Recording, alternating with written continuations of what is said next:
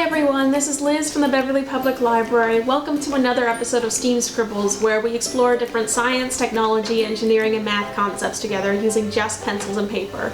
This week we're going to take a closer look at the phases of the moon together. If you've ever looked up at the night sky on different nights and seen different amounts of the moon, or noticed that the moon is a different shape, you've observed the phases of the moon. The reason our moon has phases or looks different on different nights is because even though it's so bright, it's not its own light source. Instead, the moon is reflecting sunlight, and that's what makes it shine. Since the moon is not its own light source, how much of it we can see depends on how much sunlight is hitting it. Which means it matters where the moon is in relation to the sun and the earth. That's what determines how much of the moon we can see at different times, or what determines the phases. So let's scribble this out and see if we can see exactly what I'm talking about. The first thing we'll need to do is draw the Earth. So I'm going to take my blue and I'm going to draw it in the center, and you should do that too, but make sure to leave some room for the moon. So something like this.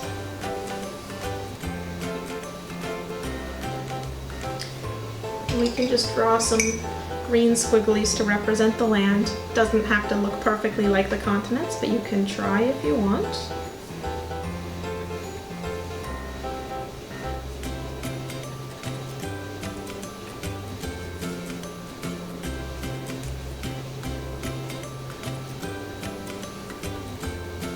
Okay, I'll just color those in.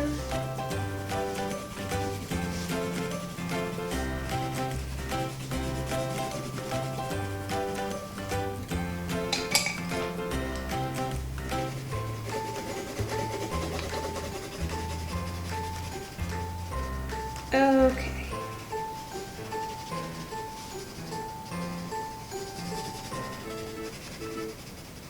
Here's the Earth. The next thing we want to do is we want to draw the sun.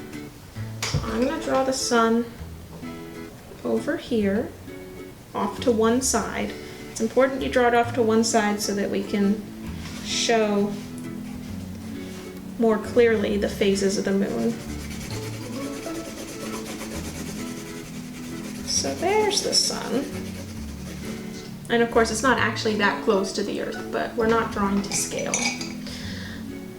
And now we're going to draw where the moon will be at each different phase.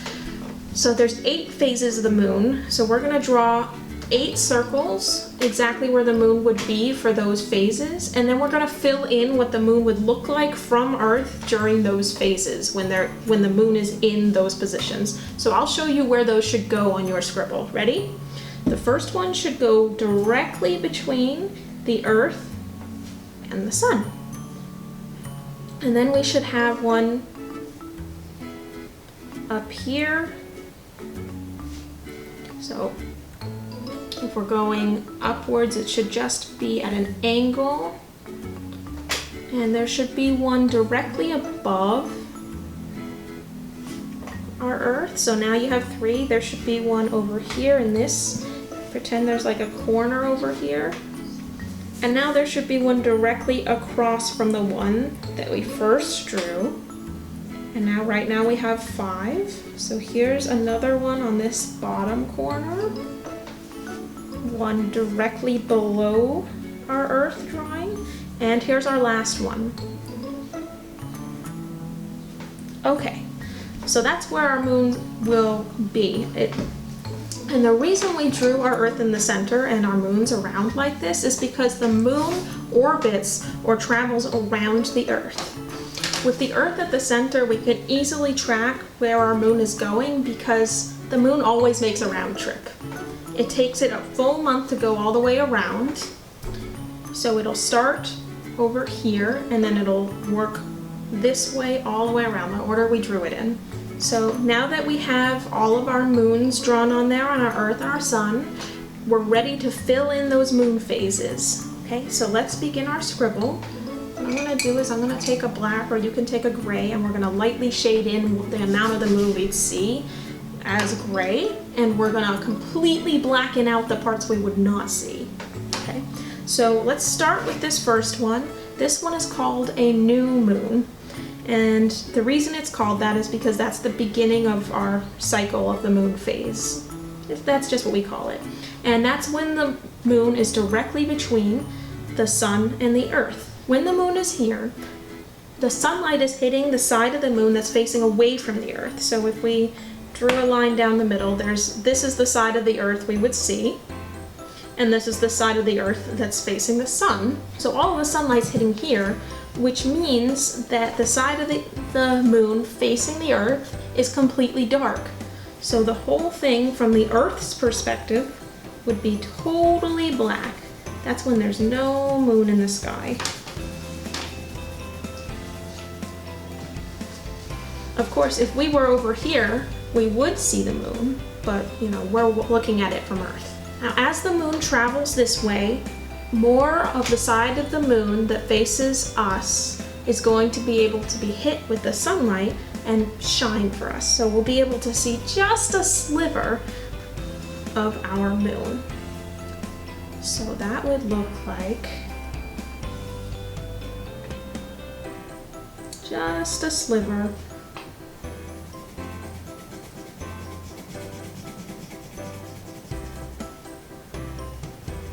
So that's the part that's dark, and this is the part that we can actually see. This phase is called waxing crescent. That's a waxing crescent moon because waxing means it's getting bigger, so we're seeing more of the moon as it travels this way, and crescent refers to that sliver shape.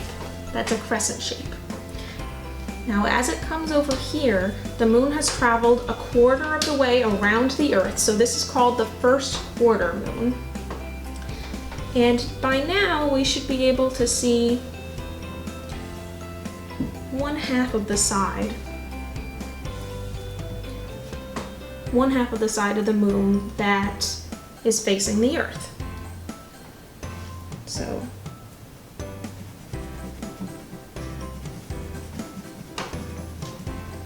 one side is totally dark, and one side is lit up. And actually, it might help you to remember the quarter moon, because also, if the side of the moon that is facing the Earth is one half of the moon, and we're seeing one half of that half, we're actually seeing a quarter of the moon. So that might help. Now it's traveling this way, so it's still waxing or getting bigger, but it's going to be a lot bigger than that little sliver of crescent, right? So by now we can see most of the moon.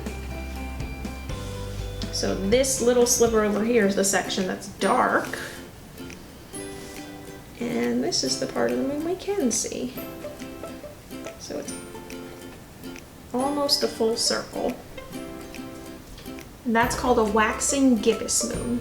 Gibbous refers to that shape of almost being a full circle, but not quite. By the time the moon travels to the opposite side of the Earth, the sunlight should be able to hit the full face of the moon that's facing the Earth. And since it's hitting the face of the moon that's facing the Earth now, what we see from the Earth's perspective is a total moon, a one full circle. And this is called a full moon. So you can shade in the whole thing. And we're almost through. So do you think you could guess the rest of the phases of the moon yourself based on what we've done so far?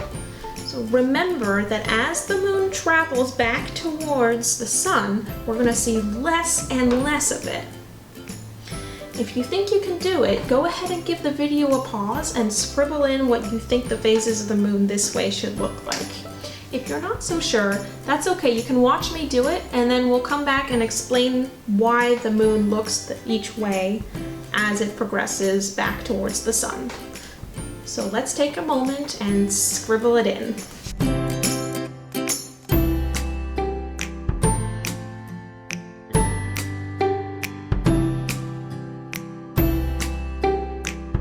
Alright, welcome back, scribblers.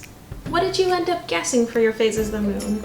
Does it look like mine? If it doesn't, that's okay. We'll go over why the phases of the moon look like this, and you can go ahead and re-scribble it later or fix your scribbles. But I'm sure that you did a great job guessing. So as the moon travels backwards, it's no longer waxing or growing bigger like it did over here. Instead, it's growing smaller. That's called waning. So this phase of the moon, the waning gibbous moon, should look exactly like the waxing gibbous moon, except that it should look like a mirror reflection of the waxing gibbous moon, because the part of the moon that is not getting hit by sunlight is the part that's over here, which is exactly the opposite of the part that was not getting hit by sunlight over here. If you drew the sunlight beams, you'd be able to see just what I'm talking about. As we progress forward back towards the sun, our next phase of the moon is called the third quarter moon. And it's called that for the same reason this is called the first quarter moon, because by this time, the moon has traveled 1, 2, 3/4 of the way around the Earth. And so once again, we can see 1/4 of the moon, or 1/2 of the side that we normally can see.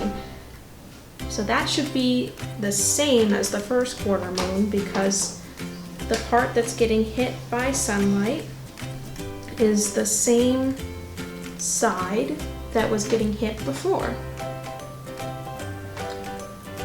Over here we have the waning crescent moon, and I bet by now you've got it figured out, but this should look like a mirror reflection of the waxing crescent moon. So it should also be a sliver, but it should be on this side instead of on this side.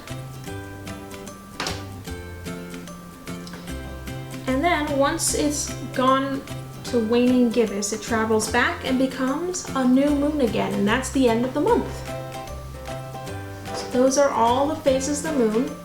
Good job, guys. We've done it. We've drawn every single phase of the moon together. You should definitely be proud of that, and you should show it off. So be sure to share your scribbles on social media with the hashtag #SteamScribbles, and be sure to tune in again next week for another episode of Steam Scribbles. See you next time, Scribblers.